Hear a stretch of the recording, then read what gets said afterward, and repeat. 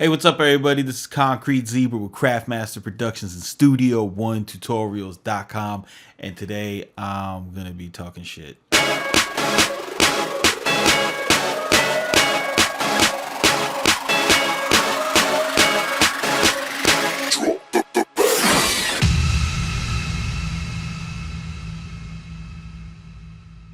What's up, everybody? It's Concrete Zebra with Craftmaster Productions and Studio One Tutorials.com.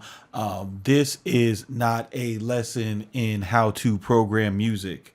So if you have a problem with me talking to you, there's this amazing button on YouTube. It's called the pause button. Just pause and go to another video. I was reading, I forgot, I was scrolling through Facebook, just fucking off of my job.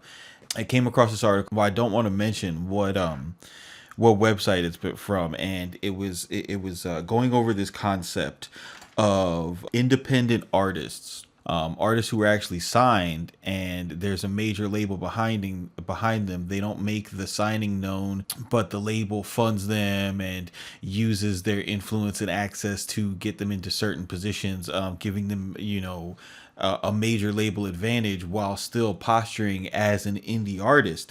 And when I look back and I looked at the history of this term that they were using to describe it, there have been articles written on this for like the past 3 or 4 years, and I noticed that the tone of every one of these articles was in a way that it was saying that, yo, this is egregious, how dare they, like fucking, like being an indie artist is some type of like goddamn sainthood. The reason why I want to talk about this and why it's relevant to what we do here is I used to think like that in the 90s, back with the whole Ruckus Records and being quote unquote underground and stuff like that, and then I got old enough to go to a club and I realized that was fucking stupid.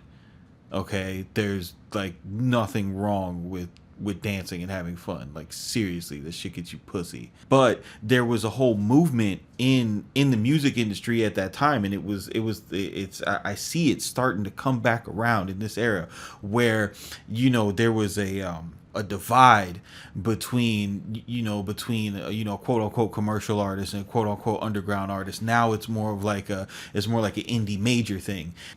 The indie doesn't have a sound. It doesn't have it doesn't have a vibe. It's just what happens when you're not signed. That's all there is to it. And the reason why I have this picture up on the screen is because this is how the programming works, man. Like, they don't call it a radio program because it's a figure of speech. Shout out to Dead Prez. They don't call it a television program because it's a figure of speech. Like, you've heard your brain be referenced to as a computer in every science documentary that discusses the brain. Like, that's how it works. I mean, bro, like when this shoe came out, dude, everybody was like, yo, it's boo boo, but when I look at it here, I mean, like, this looks like a Carmelo Anthony when he was back in Denver. Like, this actually looks like the Carmelo Anthony shoe when he was in Denver. Like, I could see people wearing this. This one looks like I forgot what this looks like, one of the LeBrons, like the 3, 4, or the 5. I don't remember, but or it might have been later than that. You know what I mean? It's the same lines, but you put this ugly ass logo on it that we're unfamiliar with, that we have not seen enough commercials with, that we haven't seen, the greatest NBA player of all time get behind. And as soon as we look at this one, it looks garbage. It looks like we don't want to fuck with that. The whole point is that you can't fall into these traps with your music, man. You know what I'm saying? You don't want to be a person who stymies their creativity based off of an ideology that isn't even really real. It isn't even really real, dude. Like, I'm just tired of hearing of it being like the cool thing to do from young musicians' point of view, is to sit out here and like trash professionals and trash labels. You know what I'm saying? Because the majority of you guys do not have what it takes for the indie hustle. Even in the new lightweight tech area, you don't got it. Like if waking up at 4:30 in the morning is a weird thing to you, dude, you don't got it. And that doesn't mean that your music's trash and the world shouldn't hear it. What it means is you're the type of person who needs a label. Like, think about it, bro. Like, if you want to be independent, you want to be truly independent, this is what that means.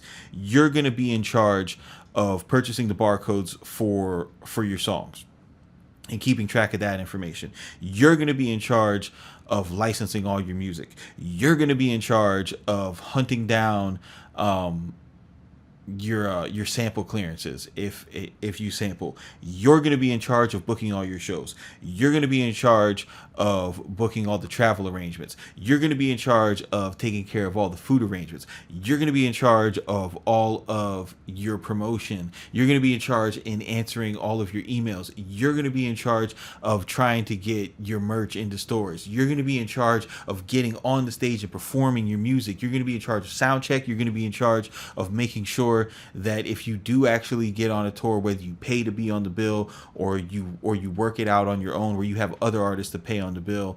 And if you don't know that that's a thing, it's a fucking thing. You need to look that up. You're going to be in charge of making sure all that shit runs smoothly. And then on top of that, you're going to be in charge of being creative. That's what the indie hustle is.